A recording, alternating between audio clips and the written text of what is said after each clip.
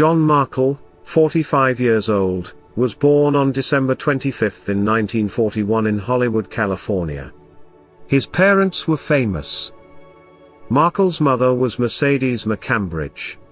She was a well-known radio actress who eventually moved into films.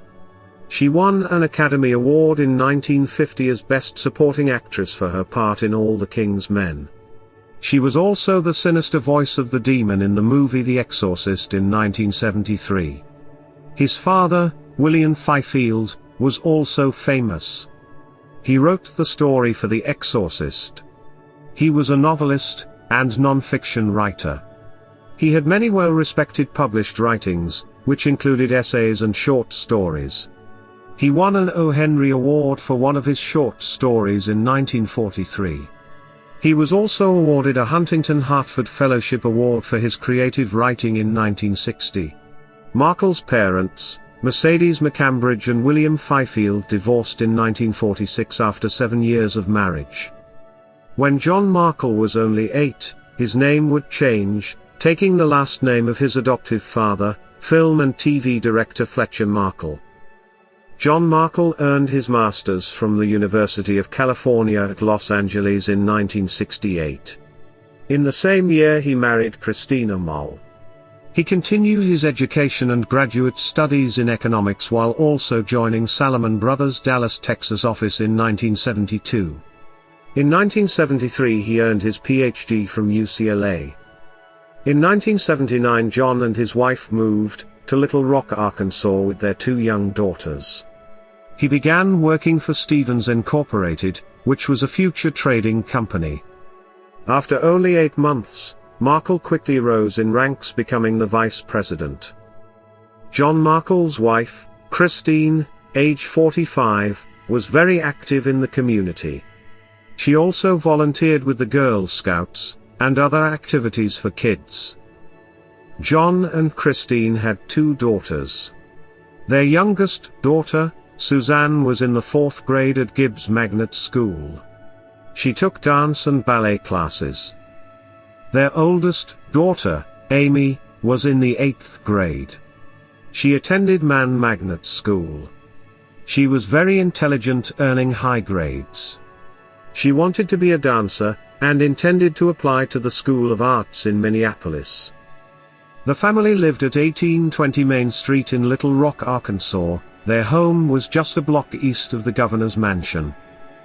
Markle's famous mother even moved near to Little Rock to be near her son. Markle was well known and liked in his community. He was a respected businessman. He was known to be eccentric, and had a good sense of humor. Even though he was a businessman, he never dressed that way. He worked gruesome hours. He drove to work on his motorcycle and sometimes in his old dented-up pickup truck. Markle's early years with Stevens Incorporated was stellar. He performed quite well. He was trusted with even the accounts of the founders of the company to handle their accounts. He was also trusted to handle his mother's investments. However, he eventually began embezzling large amounts of money from the company. Once the company discovered something was amiss, they put Markle on a medical leave while they investigated.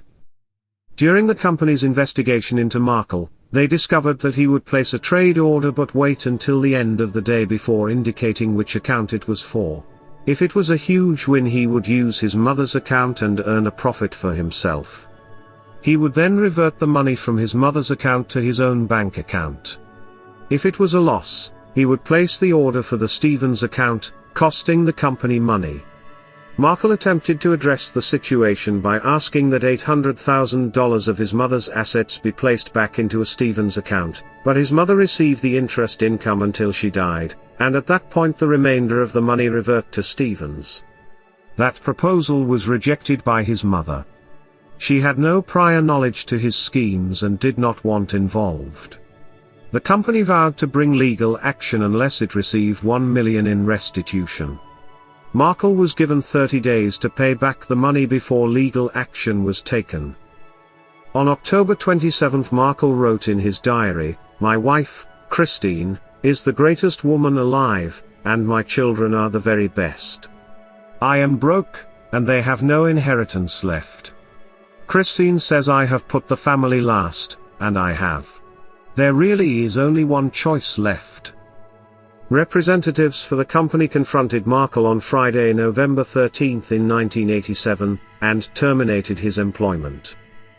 On November 16 in 1987, John Markle put on a Halloween mask and went upstairs carrying with him 2 guns. He shot his wife 3 times. He then shot his daughter Amy 4 times and his daughter Suzanne 5 times. He then called his attorney, Richard Lawrence, at 4 a.m. and told him there was an emergency. Lawrence had no idea of what he would find but rushed to the home. During the drive over there was a raging thunderstorm. When Lawrence arrived at Markle's home, he noticed a light on inside. He drove to the back of the 3-story home, and around the block before spotting a police officer. At 4:15 a.m., Lawrence and a police officer, Little Rock Police Officer Steve Moore, approached and opened the unlocked front door. In the living room a television screen emanated static. Inside the VCR the Nightmare on Elm Street movie was found. It appears the family just watched the movie prior to turning in for the night. In the first floor study was the body of John Markle. A Colt .38 caliber revolver was nearby, as well as a Charter Arms .38 caliber revolver. Another .38 caliber handgun was located nearby. It was evident by the bullet wound to the head that Markle was shot.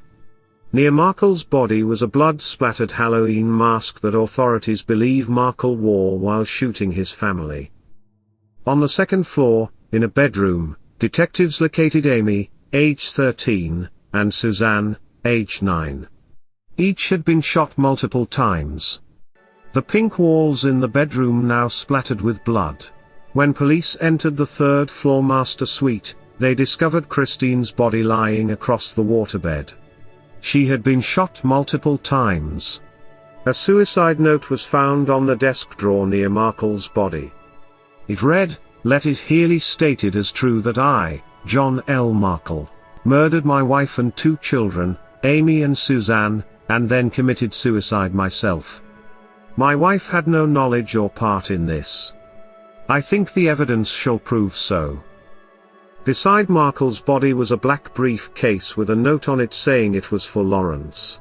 Inside the briefcase was one handwritten will addressed to Lawrence, and a 12-page letter to his mother. There was also 64 $100 bills, a $5,000 money order, and an array of different types of personal papers. The letter to his mother revealed his anger toward her. He detailed about growing up as a movie star's son, and staying with other relatives, seeing his mother drunk, and her fighting with co-stars. He described his fight for his mother's attention as a small child. He also described that even though he won several awards in college, his mother never seemed to notice. "You were clearly a working mother. I was conceptualized to save a bad marriage. I accepted the new father. I lost the new father. I watched you try to kill yourself twice. You have never been there for me when the chips were down. Is this clear to you? That you have hurt every member of my family. That you have hurt me. That I stood by you under some really adverse conditions, and that you have never done anything but manipulate me for your purpose. I have broken man's law, you have not. I have not broken God's law, but you have. There's nothing more to say." Detectives noticed that Markle's previous will was replaced just a week before with a handwritten will that left no provisions for his wife or children, proving that he was planning the murders well in advance. The media immediately brought it to the public's attention that his mother played the voice of the exorcist, and on the night of the murders the family was watching the movie Nightmare on Elm Street. Detective Moore spoke with neighbors who never heard anything due to the loud thunderstorms that night. Police believe the gunshots were mistook for thunder. Moore told reporters, "It wasn't something I really liked to talk about, those little girls, you know. I didn't have any kids at the time. How could somebody do that to their own children?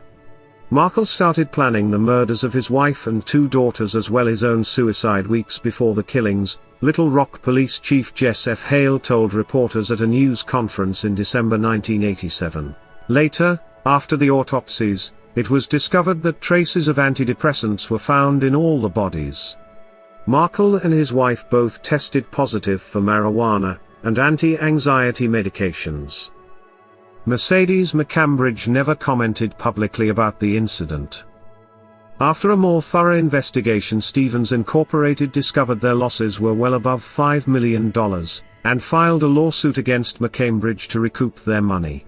The firm did not feel McCambridge knew of the scheme, but felt that she was unjustly enriched as a result of Markle's embezzlement. The company was only able to recover $1.2 million in the settlement in December of 1990. Stephen Nowojcik, Pulaski County coroner at the time of the killings, gave his theory for the murders: it was an act of macabre benevolence. He wanted to spare the girls the publicity. Arkansas business editor Gwen Moritz looked in the case thoroughly. She read every document in the investigative files. She said Markle appeared to be attempting to make sure the assets of his estate and life insurance policies went to pay off the Stevens debt. He believed he was punishing his mother, and settling his debt at the same time. I think this was a really sad psychological study of a guy whose mother was highly accomplished, and he really tried to please her, Moritz said. He and his family paid the ultimate price for his obsession with that. Steve Moore, the officer who first entered the home on the night of the Markle murders, was just a rookie police officer at the time. However, that night set the wheels in motion which led to him eventually becoming a detective. Just 5 years after the murders he joined the police department's homicide division. Mercedes McCambridge died on March 2 in 2004 at the age of 87 in San Diego, California. John Markle, his wife Christine, and their 2 daughters Amy and Suzanne were all laid to rest at the Trinity Episcopal Cathedral Memorial Gardens in Little Rock, Arkansas.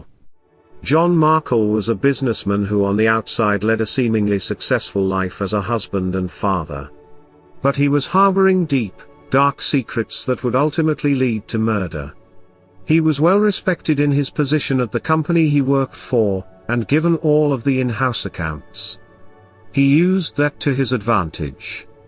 He would place investments without naming the account until after the close of the day. If the investment showed winnings, he would put it under his mother's account, then transfer it to his account. If it showed a loss, he would put it under the firm's account. He got away with his scheme for quite some time until his employers started noticing large losses in their accounts. He allowed his greed to ultimately bring about his downfall. Instead of facing the consequences of his actions, he murdered his wife and 2 beautiful daughters, then committed suicide. He was a selfish and greedy man. His family did not deserve what he did to them. It's horrific to think that the last thing his daughters saw was that scary mask. May Christine, Amy, and Suzanne rest in peace. That concludes this episode. Keep your eye out for the next volume, coming soon. If you enjoyed this video, consider subscribing. Thanks for watching.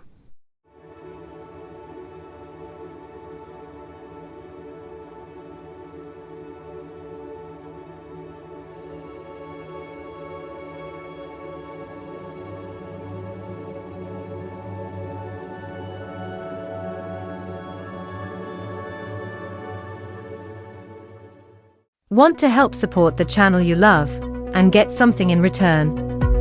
Simply purchase some Elizabeth's Chronicles merch. We have coffee mugs, t-shirts, sweatshirts, cozy blankets, beach towels, phone covers and more. Use the coupon code EC10OFF4U and get 10% off your order. The link to order is in the description area below this video. Thanks for helping Elizabeth's Chronicles continue to make the videos you love.